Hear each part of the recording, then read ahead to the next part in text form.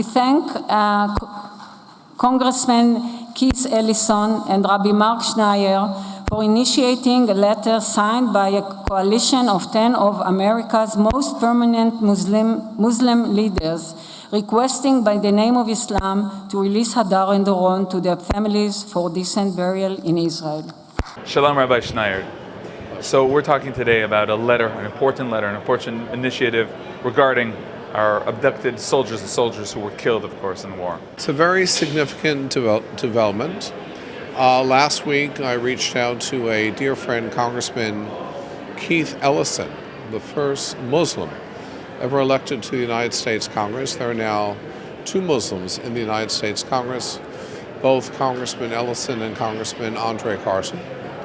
And I spoke to Congressman Ellison about creating a coalition of the most prominent American Muslim leaders to reach out to the chairman of Hamas, to reach out to Mashal, and to ask him, from a humanitarian point of view, to seek the remains of the two soldiers, both Golden and Shaul, and to have those remains returned to their families for burial in Israel. So you actually put together a letter. The congressman actually wrote the letter. I made the request, Congressman wrote the letter, and we have 10 of the most prominent Muslim Americans who are participating in this humanitarian request. And where's this letter now? It is, as we speak, it is being sent to Mashal, to the head of Hamas. Now, this is not the first time that you're involved in such an initiative. Of course, we remember the letter regarding Gilad Shalit, the abducted soldier. But we sent the letter, and if you speak with Noam Shalit, Gilad's father, he did share with a number of the Israeli diplomats here in New York that things began to change once Muslims began kicking into this process. Because not only did we create the coalition here in the United States, we also created that coalition in France. And it was the first time that Muslims had ever taken on this kind of issue on behalf of the State of Israel and on behalf of the Jewish people. And you met the Golden family, of course. How did they respond to this amazing initiative? They're overwhelmed. I explained to them that a people who fight for their own rights are only as honorable as when they fight for the rights of all people. This is the challenge that I put forth to the congressman, to other Muslim leaders, that this issue transcends our religious, our political, and our ideological differences, and we need to reach out to the Muslim community in terms of helping to facilitate these remains being returned to their families. As you look at this story from the side, from here, this is a terrorist organization. They're holding the bodies for a reason. They want something.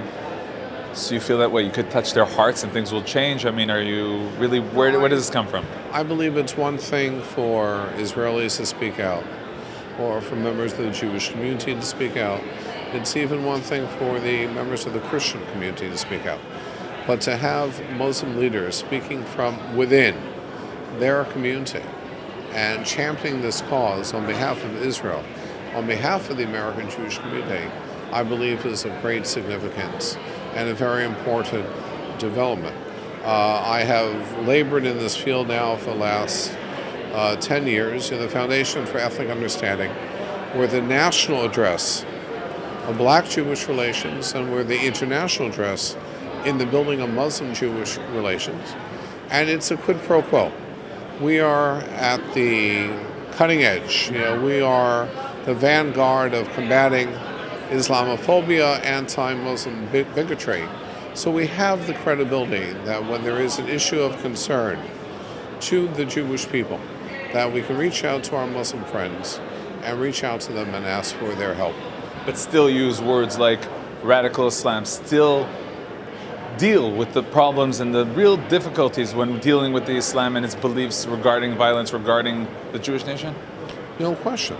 I mean, on one hand, we are in the forefront of a major national campaign this year, and the acronym is MASO, M-A-S-O, which stands for Muslims Are Speaking Out. My own belief that one of the contributing elements to the exponential growth of Islamophobia here in the United States is the misperception that Muslims are not speaking out in the face of religious extremism, Islamic fanaticism, Islamic fundamentalism, and we know that not to be the case.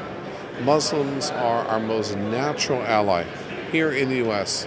in fighting Islamic extremism, in fighting Islamic fanaticism, in fighting the ISIS and other terrorist organizations. And that's the coalition that we're building here in America. Rabbi Schneier, thank you very much and good luck. My pleasure. Thank you.